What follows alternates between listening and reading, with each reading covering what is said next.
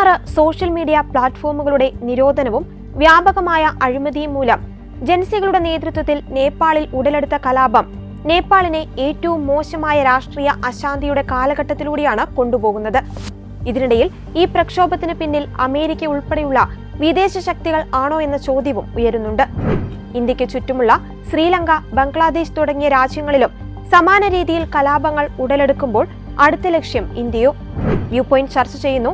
നേപ്പാൾ കലാപം കത്തിയതോ കത്തിച്ചതോ?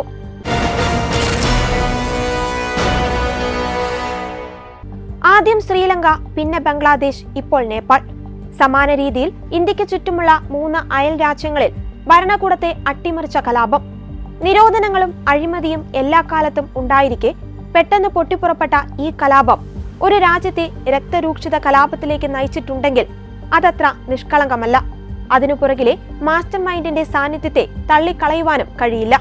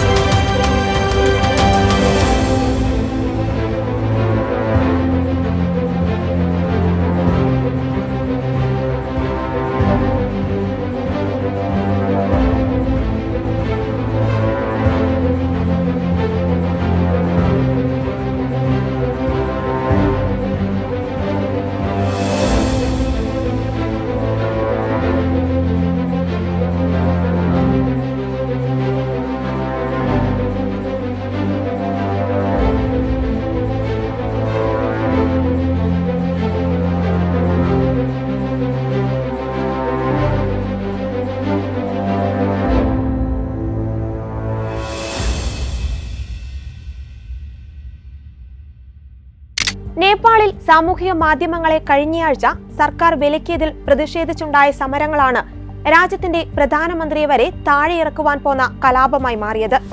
വിദ്വേഷ പ്രചാരണം, വ്യാജവാർത്ത, തട്ടിപ്പ് എന്നിങ്ങനെയുള്ള ദുരുപയോഗം തടയുവാൻ കഴിഞ്ഞയാഴ്ചയാണ് നേപ്പാൾ സർക്കാർ ചില നിയന്ത്രണങ്ങൾ കൊണ്ടുവന്നത്. ഇന്ത്യയിലും ഇത്തരം നിയമങ്ങളുണ്ട്. വിലക്കിയ 26 ആപ്പുകളിൽ 17 മെറ്റയും യൂട്യൂബും ഇൻസ്റ്റയും എക്സും അടക്കമുള്ള അമേരിക്കൻ കമ്പനികളാണ്. അവ സർക്കാർ നിർദ്ദേശം അനുസരിക്കുവാൻ തയ്യാറായില്ല. തുടർന്നായിരുന്നു വിലക്കേർപ്പെടുത്തിയത്. പ്രതിഷേധം കടുത്തതോടെ KP ശർമ്മ ഒലിയുടെ നേതൃത്വത്തിലുള്ള നേപ്പാൾ സർക്കാർ പ്രതിഷേധത്തിന്റെ ആദ്യ ദിവസം തന്നെ നിരോധനം നീക്കിയിരുന്നു. അപ്പോൾ തന്നെ 19 പേർ കൊല്ലപ്പെട്ടും കഴിഞ്ഞിരുന്നു. പക്ഷേ പ്രകടനക്കാർ അവസാനിച്ചില്ല. ഒലിയും അദ്ദേഹത്തിന്റെ മന്ത്രിസഭയിൽ നിന്ന് 4 മന്ത്രിമാരും രാജിവെച്ചതിന് ശേഷവും പ്രതിഷേധങ്ങൾ തുടർന്നു. അങ്ങനെ അതൊരു ബഹുജന പ്രക്ഷോഭമായി മാറി. Every corruption in the country from the local level to federal level, all the Nepalese citizens are fed up of corruption. Every youth are going outside the country, so we want to protect our youth and make the country's economy better. For that we need a new youth, new power and new politicians who are well educated to move the country forward. Also the recent happenings of social media ban and social media ban by the government, extremely it is against our freedom of speech and they want to control us just like a dictator. I don't know what to expect from these politicians. I am just fed up just like the others. So we are against this movement and to bring a new Nepal for our good and youth people. 2006 വരെ രാജഭരണമായിരുന്നു നേപ്പാളിൽ. 2006 അവസാനിച്ച ഏകദേശം 10 വർഷം നീണ്ടുനിന്ന ആഭ്യന്തര കലാപവും നേപ്പാളിൽ ഉണ്ടായിരുന്നു. അപ്പോഴെല്ലാം ജനാധിപത്യം വരണം, രാജഭരണം അവസാനിക്കണമെന്ന ആഗ്രഹം അവിടുത്തെ ജനങ്ങൾക്കുമുണ്ടായിരുന്നു. അങ്ങനെ 2008 നേപ്പാളിൽ രാജഭരണം അവസാനിച്ച് ജനാധിപത്യം ആരംഭിച്ചത്. 2008 മുതൽ 2025 വരെയുള്ള 16 വർഷത്തിനിടെ 14 പ്രധാനമന്ത്രിമാർ നേപ്പാൾ ഭരിച്ചു.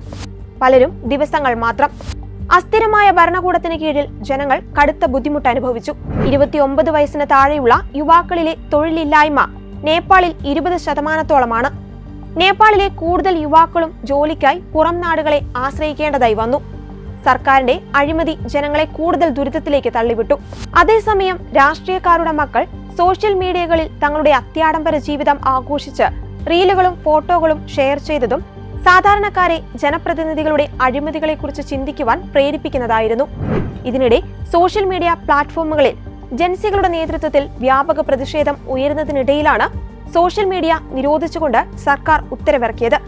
ഇത് തങ്ങളുടെ അഭിപ്രായ സ്വാതന്ത്ര്യത്തെ ഹനിക്കുന്നതായി പ്രതിഷേധക്കാർ മനസ്സിലാക്കിയതോടെയാണ് സമരവുമായി അവർ തെരുവിലിറങ്ങിയത്.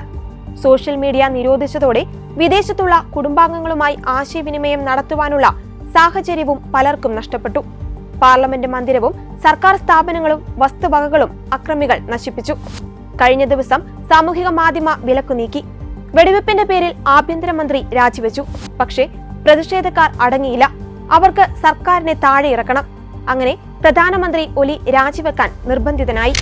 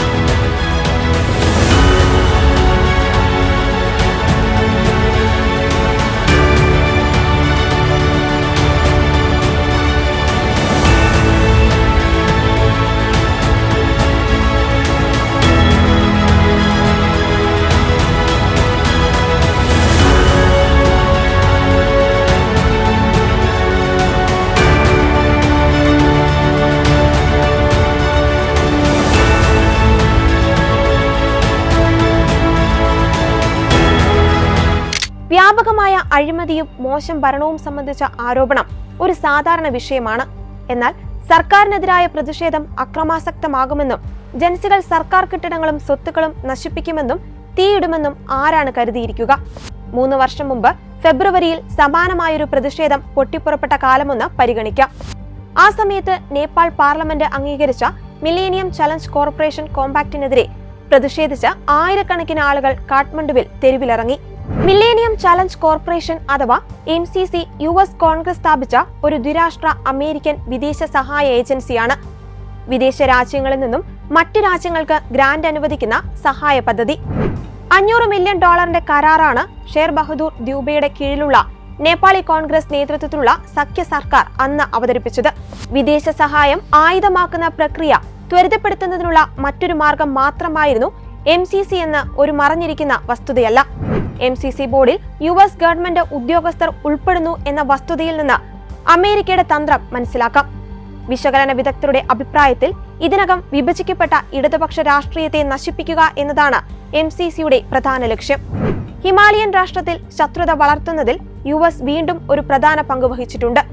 നേപ്പാളിലെ കമ്മ്യൂണിസ്റ്റ് വിപ്ലവ കാലത്ത് കാഠ്മണ്ഡുവിലേക്ക് US ആയുധങ്ങൾ നൽകി. ഫ്രാൻസ്, ജർമ്മനി, സ്വിറ്റ്സർലൻഡ് എന്നിവയിൽ നേപ്പാളിന് ആയുധങ്ങളും വെടിക്കോപ്പുകളും നൽകാൻ പ്രോത്സാഹിപ്പിക്കുകയും ചെയ്തു. സൈന്യത്തിന്റെ പരാജയത്തോടെയാണ് ആഭ്യന്തര യുദ്ധം അവസാനിച്ചത്. റിപ്പോർട്ട് അനുസരിച്ച് ഇരുവശത്തുമായി ഏകദേശം 40,000 പോരാളികൾ കൊല്ലപ്പെട്ടു. കമ്മ്യൂണിസ്റ്റുകളെ തടയുന്നതിൽ പരാജയപ്പെട്ടപ്പോൾ അമേരിക്ക പ്രസ്ഥാനത്തെ അട്ടിമറിച്ചതായാണ് വിദഗ്ധർ പറയുന്നത്. നേപ്പാൾ ചൈനയുമായി കൂടുതൽ അടുക്കുന്നതിൽ വാഷിംഗ്ടൺ സന്തുഷ്ടരല്ല. കമ്മ്യൂണിസ്റ്റ് പാർട്ടികളിൽപ്പെട്ട നേപ്പാളിലെ എല്ലാ പ്രധാനമന്ത്രിമാരും ചൈനയുമായി കൂടുതൽ അടുക്കുകയാണ്. 2017 മെയ് മാസത്തിൽ പ്രധാനമന്ത്രി KP ശർമ്മ ഒലിയുടെ ചൈന സന്ദർശന വേളയിൽ നേപ്പാളും ചൈനയും ബീജിംഗിന്റെ ബെൽറ്റ് ആൻഡ് റോഡ് ഇനീഷ്യേറ്റീവ് സഹകരണ ചട്ടക്കൂടിൽ ഔദ്യോഗികമായി ഒപ്പുവെച്ചു. ഈ കരാർ ചൈനയ്ക്ക് നേപ്പാളിൽ വലിയ സ്വാധീനം ചെലുത്തുവാൻ വഴിയൊരുക്കി. നേപ്പാളിൽ തഴച്ചു വളരുന്ന കമ്മ്യൂണിസ്റ്റ് ശക്തികളെ നശിപ്പിക്കുവാൻ അമേരിക്ക ആഗ്രഹിക്കുന്നുവെന്ന് വിദഗ്ധർ വിശ്വസിക്കുന്നു. ഇപ്പോൾ ജൻസികളുടെ നേതൃത്വത്തിൽ നേപ്പാളിൽ നടക്കുന്ന പ്രതിഷേധം മുതലെടുക്കുവാൻ തൽപര കക്ഷികൾ പുറകിൽ പ്രവർത്തിച്ചെന്നും പറയപ്പെടുന്നു. ബാർബറ ആഡംസ് എന്ന വിദേശ വനിതയുടെ നേപ്പാളിലെ സാന്നിധ്യവും സംശയങ്ങൾക്ക് ആക്കം കൂട്ടുന്നതായിരുന്നു.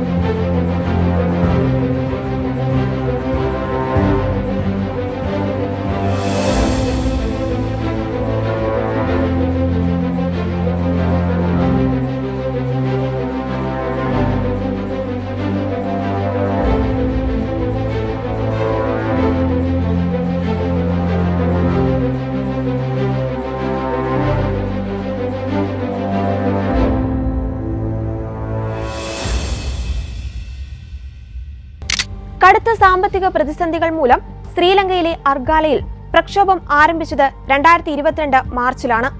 13 മണിക്കൂർ നീളുന്ന പവർ കട്ട്, ഇന്ധനക്ഷാമം, ഭക്ഷ്യക്ഷാമം, പിന്നെ രാജപക്സ കുടുംബം നടത്തിയതായി ആരോപിക്കപ്പെട്ട അഴിമതി, കെടുകാര്യസ്ഥത തുടങ്ങിയവയായിരുന്നു കാരണങ്ങൾ. പ്രസിഡന്റ് ഗോതബായ രാജപക്സയുടെ രാജി ആവശ്യപ്പെട്ടു തുടങ്ങിയ ചെറിയ രീതിയിലുള്ള സമരം പിന്നീട് പ്രസിഡന്റിന്റെ കൊട്ടാരം കയ്യേറുന്നതിലേക്കും രാജപക്സയെ രാജിവെച്ച് പലായനം ചെയ്യേണ്ടതിലേക്കും എത്തിച്ചു. പിന്നീട് പ്രധാനമന്ത്രി മഹീന്ദ്ര രാജപക്സെയും രാജിവെച്ചു. കലാപങ്ങളിൽ മരിച്ചത് 200-ലേറെ പേരാണ്. രാജപക്സെ പിന്നീട് എഴുതിയ പുസ്തകത്തിൽ തന്റെ ഭരണകൂടത്തെ അട്ടിമറിച്ചതിന് പിന്നിൽ വിദേശ ഗൂഢാലോചനയുണ്ടായിരുന്നുവെന്ന് സമർത്ഥിക്കുന്നുണ്ട്. സോഷ്യൽ ഇൻഫ്ലുവൻസർമാർ, ആക്ടിവിസ്റ്റുകൾ, പ്രതിപക്ഷ രാഷ്ട്രീയക്കാർ ഇതിനായി അണിനിരന്നുവെന്നും വിദേശ ഫണ്ടിംഗ് നടന്നിട്ടുണ്ടെന്നും രാജപക്സെ ആരോപിക്കുന്നുണ്ട്. അതേസമയം ചൈനയും ശ്രീലങ്കയും തമ്മിൽ ബന്ധം ശക്തമായപ്പോഴാണ് പ്രക്ഷോഭം ആരംഭിച്ചതെന്ന യാഥാർത്ഥ്യവും വിസ്മരിക്കാനാവില്ല. 2024 അയൽ രാജ്യമായ ബംഗ്ലാദേശിൽ യുവജന പ്രക്ഷോഭത്തെ തുടർന്ന് ജനക്കൂട്ടം പ്രധാനമന്ത്രിയുടെയും മന്ത്രിമാരുടെയും അവാമി ലീഗ് നേതാക്കളുടെയും വീടുകൾ ആക്രമിക്കുകയും തീവെക്കുകയും ചെയ്തത്. പ്രക്ഷോഭം നിയന്ത്രണാതീതമായതോടെ പ്രധാനമന്ത്രി ഷെയ്ഖ് ഹസീന ഇന്ത്യയിലേക്ക് പലായനം ചെയ്തു. ഷെയ്ഖ് ഹസീനയുടെ പക്ഷാപാതവും അഴിമതിയുമായിരുന്നു പ്രതിഷേധത്തിന്റെ മുഖ്യ കാരണമായി ഉയർത്തിക്കാട്ടിയത്.